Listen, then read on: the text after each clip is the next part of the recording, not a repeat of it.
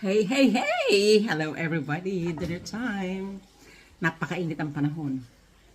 Ito ay dressing dahil ako'y gumawa ng salad. Ang salad natin ay mixed beans. 4 na klaseng beans yan. Isang lata. Mix na siya. Tomatoes at saka pipino na galing sa aking garden. Galing from my garden. Galing sa aking garden. O, di ba? Napakinabangan na. Fresh. Ngayon, you will just add this dressing. This is a combination of kefir. Kefir na naman, di ba? Kefir kahit ano talaga nilalagay ko siya kasi nutritious yun. Tapos, olive oil, extra virgin. Tapos, salt and pepper. Tapos, lemon juice. Tapos, lagyan ko siya ng dried herbs. Yung parsley at saka basil. Yes. Italian herbs, is it? No, just parsley and basil. The two of them. Yan. So, salad na. Diba? Ganun lang yun. Tapos, ang aming protein ay ang aking marinated na ribs. Oh, di ba? Maliit lang siya. Ribs yan. Yumminess. Sana nga, yumminess siya. Okay, dokie. Here's your plate. I'll give you the big one. Is that the big one? Yeah. Thank you. They're all the same size, I think. And, yeah, grab some salad. Nice. Sabi ko, anong may pa-partner dito sa ribs? Ayoko naman mag-rice. Naisip ko. Buti na lang meron akong isang lata ng mixed beans. Ganito.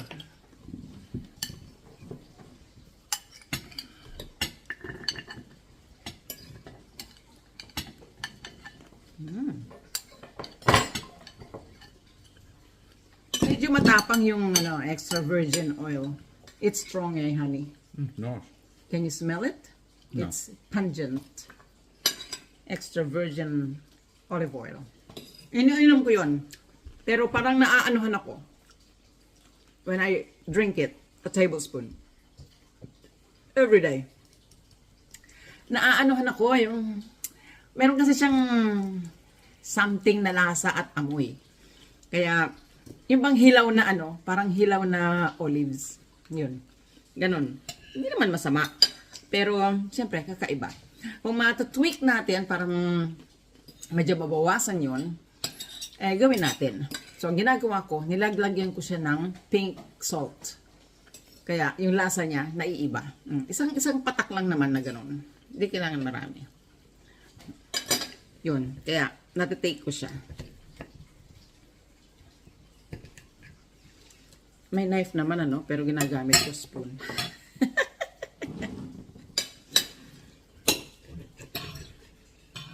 Yan.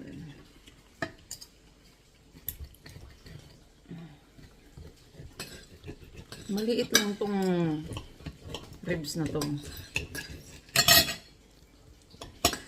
Yan. Ilang buto siya? 4 na buto. Bandang siya, dulo ng ribs. Kasi pa-triangle na siya. Okay. Ayan po yun. Salad muna tayo.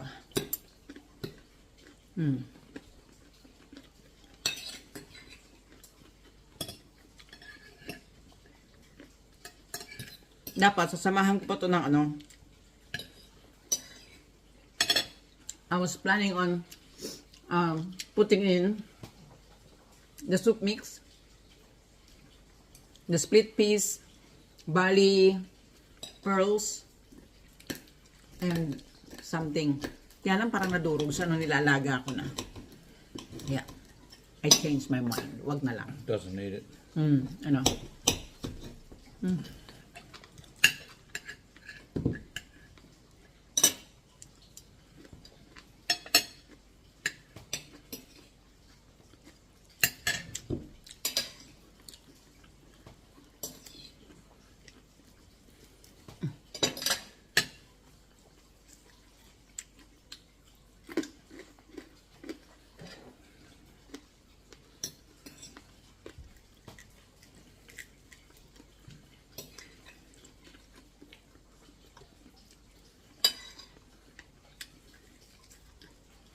I don't think this is enough protein in this meal, but Yeah, only little ribs, aren't they?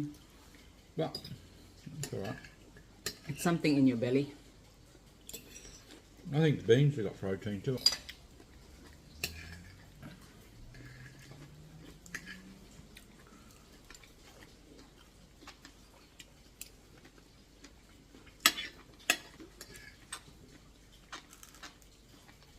Yung pipino na to, maputi.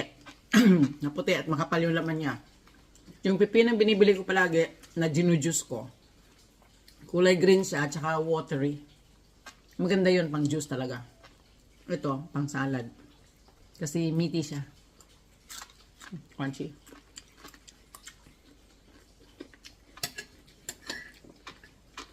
Kalahin mo yun, napapakinabangan na ang aking garden.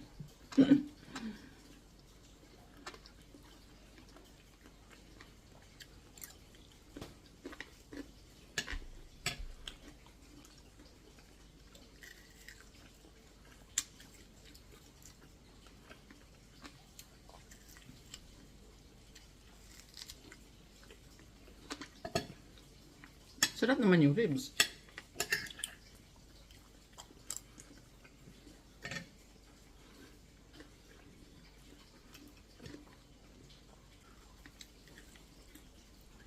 Kala mo sunog, no?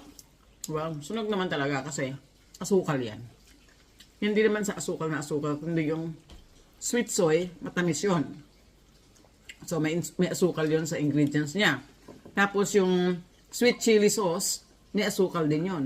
Kaya yun yung nababurn.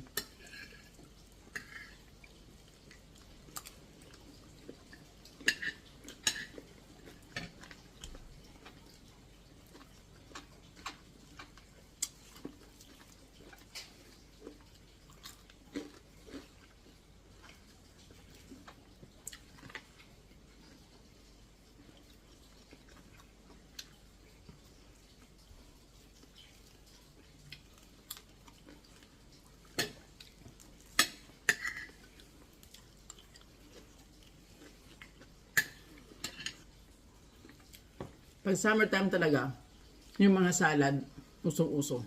Kasi malamig siya. Sakto sa init ng panahon.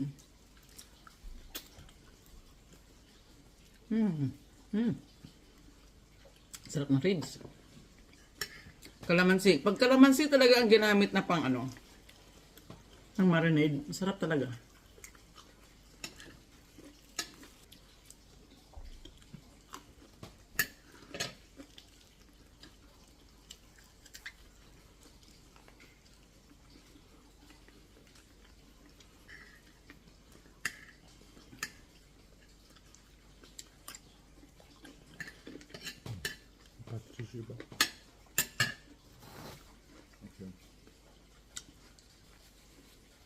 Kumusta ang inyong bagong taon so far? Gumawa ba kayo ng New Year's resolution? Ako, dead man ako sa mga ganyan. Hayaan ko na kung anong dumating. Saluhin. Yan lang yun. Anong kalooban ng Panginoon? Hindi naman masamang magplano, pero at mangarap. Pero magiging handa rin tayo sa mga hindi natin inaasahan. Kasi hindi naman natin taga-alam kung anong mangyayari, di ba? Kung ano ibibigay ni Lord sa atin. Kung ano yung darating. Di ba? So, wag nating ituon yung ating mga isipan sa kung ano lang yung gusto natin.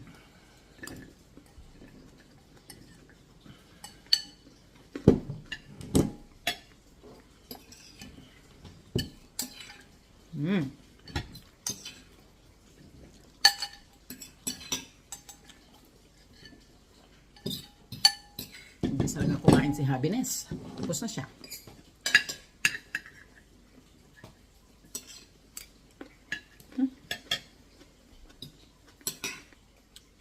Huwag na tayo masyadong mag-alala kung ano yung darating.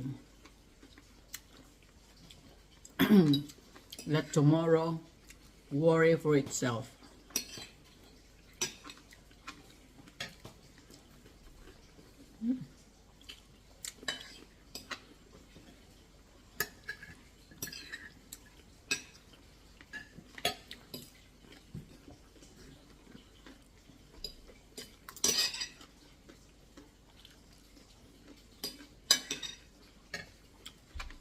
Okay na itong dinner na to.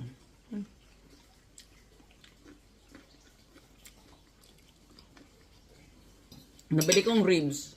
Sa isang pack, 3 ang laman. Isang malaki, at saka 2 maliliit. Yung isang malaki, niluto ko na para sa kanya ng isang araw. Dahil ako nagsalmon, di ba? Sinigang na salmon. So, yun ang kanya. Tapos, itong 2 natitira. Yan, tigil sa kanya. Di ba? Mura lang yun. Tapos, 2 ulaman na. Di ba?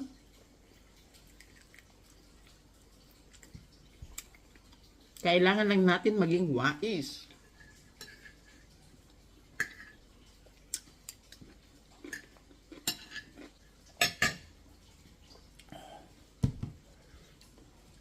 Here you go, guys. Ako'y tatapusin ko tong aking pagkain at ang aking hobby ay tapos na. Mag-concentrate muna ako sa pagkain. I'll see you next time. Thank you for watching. Bye, God bless.